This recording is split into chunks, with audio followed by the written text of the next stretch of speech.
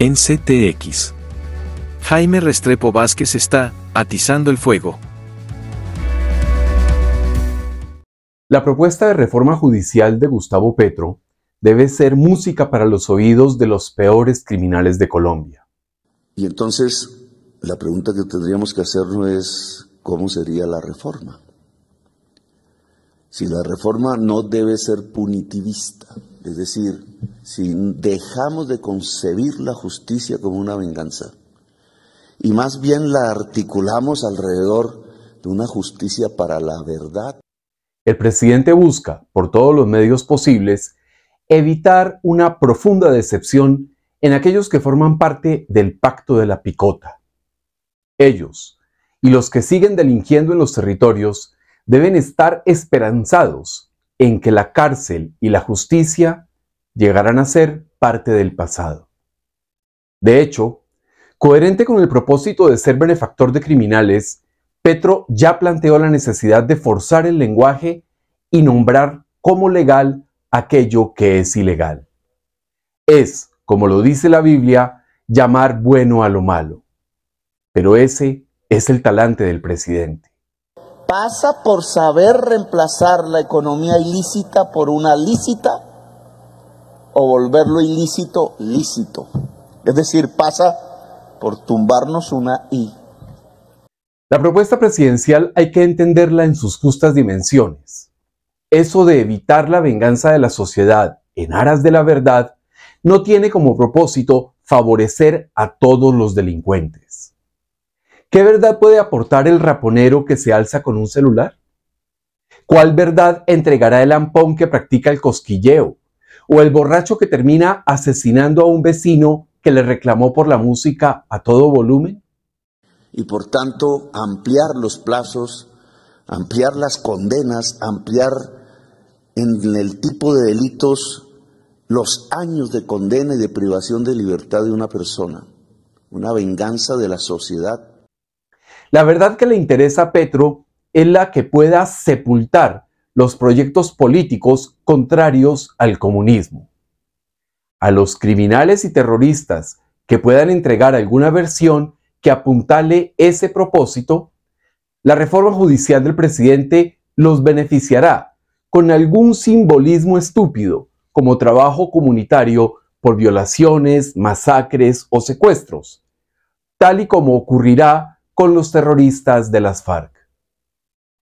Entonces, el malandrín de poca monta terminará con sus huesos en una cárcel, mientras que el asesino en masa, el violador en serie o el ladrón que se robó todos los recursos de una ciudad, como por ejemplo Medellín, dirán cualquier disparate y saldrán libres.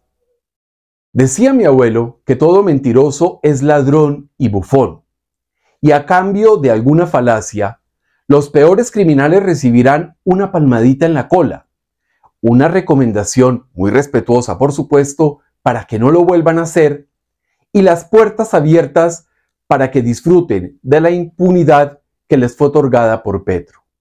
Así las cosas, eso de que la justicia no debe ser vengativa, operará para los que digan algo contra los opositores al gobierno Petro, sean verdades como las de Popeye o mentiras como las de Mancuso. La verdad jamás importará. Lo fundamental será consolidar la demolición del país, que es la única obsesión del actual presidente de la República. Gustavo Petro iba liderando las encuestas en la República de Colombia. Y yo sé quién es Gustavo Petro, que el movimiento M-19 de abril, al cual pertenece Gustavo Petro, era manejado por Pablo Emilio Escobar Gaviria. El M-19 de abril le entregó la espada de Bolívar a Pablo Escobar en la mano. Pablo Escobar Gaviria le financió al M-19 de abril la toma al Palacio de Justicia en el año 85. La estación de policía de San Pedro Urabá, a los policías se les daban 200.000 pesos, a los cabos se les daba y sargentos 500.000 y a los oficiales 1.000.000 de pesos, a todos mensualmente. Guerrilla empezó a tocarlos en las goteras de Bogotá y Romaña armaba su retera y secuestraba a ese montón de gente. Ahí es cuando llega Francisco Santos a pedirnos que conformemos las autodefensas del bloque capital. Es necesario entender que la justicia ha sido concebida como una venganza dosificada, es decir, es el castigo por un comportamiento nocivo contra un individuo o contra la sociedad. Esa vindicación busca reparar en algo el daño causado. A la viuda del dragoneante Spitia, por ejemplo, quien fue asesinado en Chía en 1983, le debe importar que el autor material del hecho sea castigado y no ocupe algún alto cargo en el Estado. Lo contrario, es decir, que el terrorista que fue capturado con el arma de dotación del policía sea presidente de la República, es simple y llana impunidad. Sin embargo, la propuesta Petro busca garantizar que no exista el castigo y que los criminales sigan haciendo de las suyas, pues contarán alguna verdad o la inventarán para salir del lío y volver a las calles. La justicia como venganza no nos ha traído más que el ocultamiento de la verdad. No nos ha traído más que una gran ineficacia. No nos ha traído más que la impunidad. Según Petro, la justicia como venganza solo ha traído ineficacia e impunidad, pues se basa en los medios probatorios y no en las explicaciones del delincuente. En todo el planeta, la justicia está fundamentada básicamente en la obtención de pruebas por parte del sistema judicial. De hecho, las afirmaciones de los testigos y de los criminales deben estar soportadas en evidencia, y de no ser así, dejan de tener sentido judicial. La verdad la tiene el delincuente y los medios probatorios. Si solo quedan los medios probatorios, la eficiencia de la justicia disminuye, porque depende de ello, de conseguir las pruebas.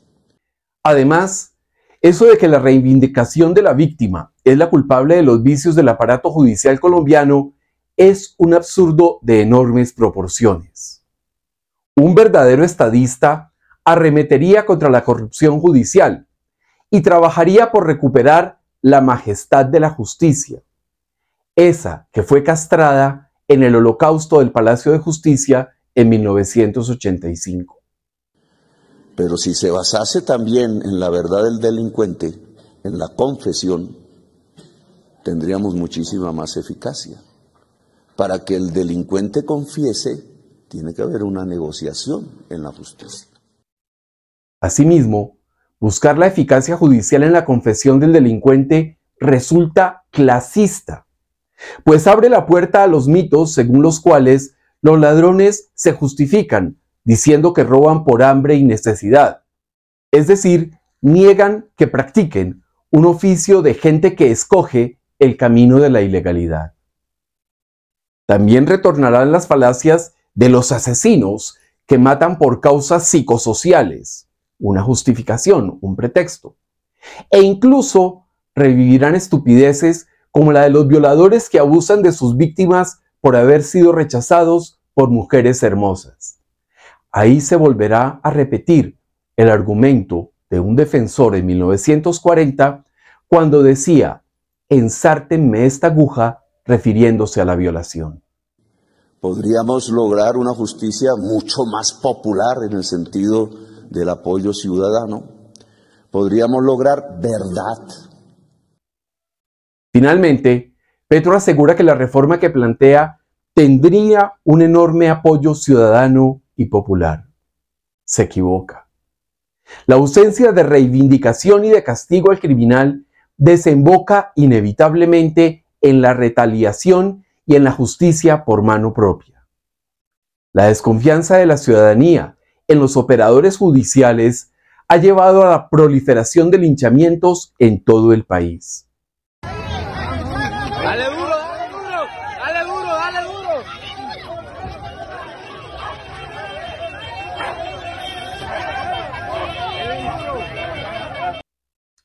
De hecho, la falta de castigo viene generando una gran ola de indignación, que se manifiesta, por ejemplo, en las redes sociales.